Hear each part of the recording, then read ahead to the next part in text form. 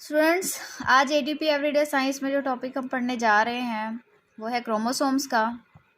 इस टॉपिक में हम क्रोमोसोम्स की डेफिनेशन देखेंगे, उसकी एक्सप्लेनेशन देखेंगे and in the end we will study its importance.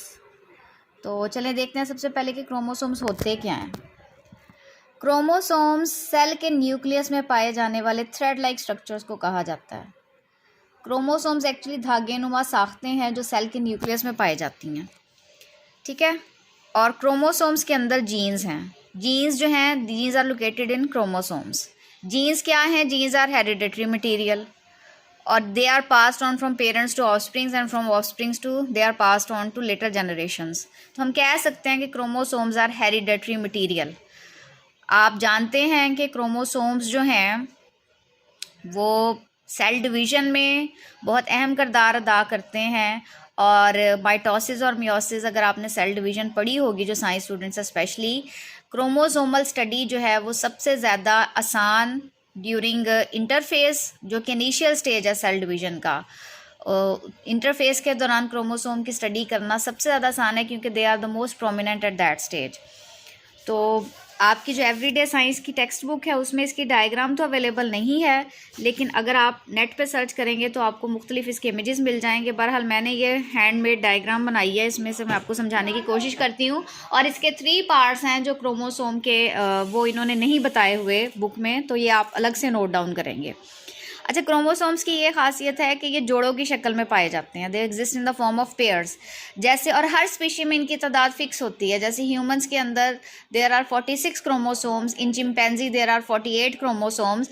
तो जितनी भी तादाद है it will exist in the form of pairs. अगर 46 क्रोमोसोम्स है ह्यूमंस में तो वो 46 क्रोमोसोम 23 जोड़ों की शक्ल में पाए जाएंगे। और उन जोड़ों को हम होमोलोगस पेयर ऑफ क्रोमोसोम्स भी कहते हैं। जैसे ये अलग क्रोमोसोम है, ये अलग क्रोमोसोम है, ठीक है। अब इंडिविजुअल क्रोमोसोम का स्ट्रक्चर बता रही हूँ कि इंडिविजुअल ये जो क्रोमोसोम है इसके 2 हिस्से हैं, आइडेंटिकल 2 हाफ्स। ये एक हिस्सा है और ये एक हिस्सा है, और हर हाफ को हम कहते हैं chromatid.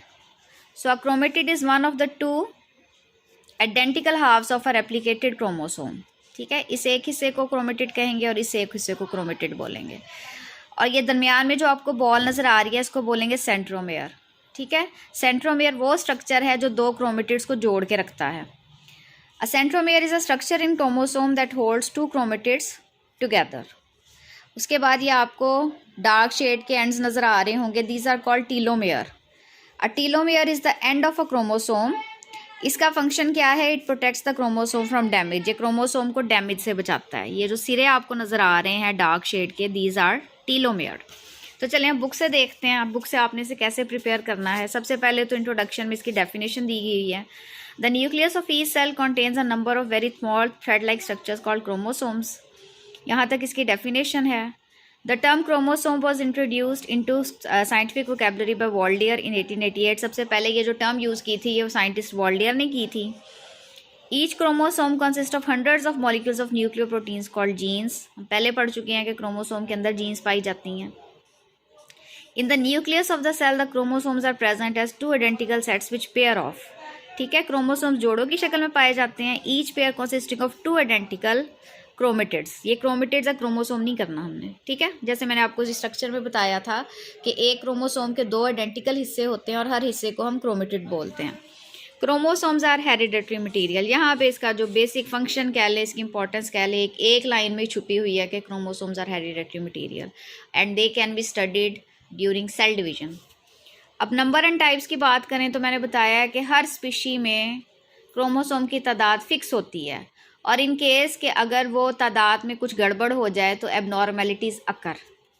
The number of chromosome in each cell is fixed for a particular species. In human beings it is 46। This is called diploid number, ठीक है। जो कुल क्रोमोसोम्स की तादाद है जिसमें हम जोड़ों को कंसिडर नहीं कर रहे तो that will be called diploid number. जैसे ह्यूमंस में 23 जोड़े हैं लेकिन टोटल नंबर ऑफ क्रोमोसोम्स 46 है, तो 46 जो है वो डिप्लॉयड नंबर कहलाएगा। जबकि 23 जो है that will be called haploid number. उसका जो आधा है उसको हम हेप्लॉयड बोलेंगे। हाउएवर, और जो हेप्लॉयड नंबर ऑफ क्रोमोसोम है वो गैमेट्स में होता है। गैमेट्स जो होते हैं वो सेक्स सेल्स होते हैं।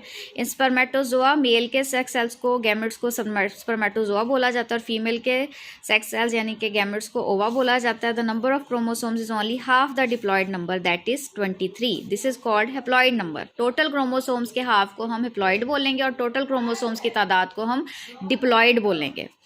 Each of the 46 chromosome is a member of a homologous pair, one member of each being received from the mother and the one from the other. फ़र्ज़ किया कि ये 2 क्रोमोसोम जो हैं ये जोड़ों की शक्ल में है, ठीक है। ये एक क्रोमोसोम है, ये दूसरा क्रोमोसोम है और ये जोड़ों की शक्ल में है। एक मदर से आएगा और एक फादर से आएगा। तो ह्यूमन बींग्स में चौंके 46 क्रोमोसोम है, तो इस तरह के आपको 23 जोड़े मिलेंगे, ठीक है।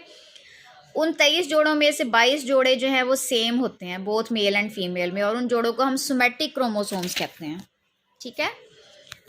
The pairs which are identical in both males and females are called somatic chromosomes. लेकिन जो 23वां जोड़ा है ह्यूमन बींग्स में which is 23rd pair, it is different in males and females. Female में वो जो 23वां जोड़ा है it has both x chromosomes, एक एक्स आएगा मेल मदर से, एक आएगा फादर से। जबकि मेल में जो 23वां जोड़ा है that is compose of 2 chromosomes, एक एक्स है और एक वाई है। एक्स मदर से आएगा और वाई जो है वो फादर से आएगा। और वाई क्रोमोसोम की ये खासियत है कि ये मेल टू मेल पास होता है, ये जस्ट मेल से मेल ट्रांसफ़र होता है, तो इसलिए हम कहते हैं कि जो जनरेशन है वो मेल से आगे चलती है। अच्छा, अब ये 23rd पेयर है, ये फीमेल और मेल में डिफरेंट है, तो इसीलिए इसको हम कहेंगे set pair of sex chromosomes, ठीक है। इससे हम जेंडर आइडेंटिफाई करते हैं। 22 pairs of the pairs are identical in both sexes and are called somatic chromosomes. In the male there is one X chromosome and a clearly different Y chromosome, ठीक है। However in female both the sex chromosomes are X chromosomes। यही बात अभी मैंने repeat की है। उसके बाद है केमिकल कंपोजिशन। क्रोमोसोम बने किस चीज़ के हैं, तो DNA के बने हैं, RNA के बने हैं, हिस्टोन्स और एसिडिक प्रोटीन्स के बने हैं। अब इनकी इंपॉर्टेंस देखें। मैंने पहले ही बताया कि क्रोमोसोम्स की तादाद फिक्स होती है, लेकिन अगर किसी बिना पे अगर इस तादाद में थोड़ा बहुत रद्दोबदल हो जाए तो एबनॉर्मेलिटीज़ आएंगी। Diagnosis of various chromosomal abnormalities like Turner syndrome and down syndrome, ये बीमारियां हैं जो जेनेटिक बीमारियां हैं या जो पैदाइश के वक्त क्रोमोसोम की तादाद में चेंज होने की वजह से या म्यूटेशन की वजह से अक्कर होती हैं। Clinically investigation of patients with abnormalities of sexual developments and infertility, जिन इंडिविजुअल्स में इनफर्टिलिटी या एबनॉर्मेलिटी है किसी किस्म की, वो भी क्रोमोसोम की म्यूटेशन की वजह से हो सकता है, उसकी तादाद में कोई चेंजिंग की वजह से हो सकता है, तो वो स्टडी करने में इसको मदद मिलती है। एक अनबॉर्न चाइल्ड की सेक्स को आइडेंटिफाई करने में। इसके अलावा in new fields involving separation of X and Y bearing chromosomes. तो ये जो लास्ट 2 पॉइंट्स हैं ये तकरीबन मिलते जुलते ही हैं। The human chromosomes carry all the information be required to live, grow and reproduce. क्योंकि क्रोमोसोम्स के अंदर सारी जेनेटिक इन्फॉर्मेशन होती है, but hidden somewhere may be a gene that insures a pre programmed death. तो ये लास्ट 3 लाइन्स को अगर आप नहीं भी करते तब भी ठीक है, अगर आप यहाँ तक कर लेते हैं तब भी ठीक है। तो चलिए स्टूडेंट्स, होप्स हो कि आज का टॉपिक आपको अच्छे से समझ आया होगा।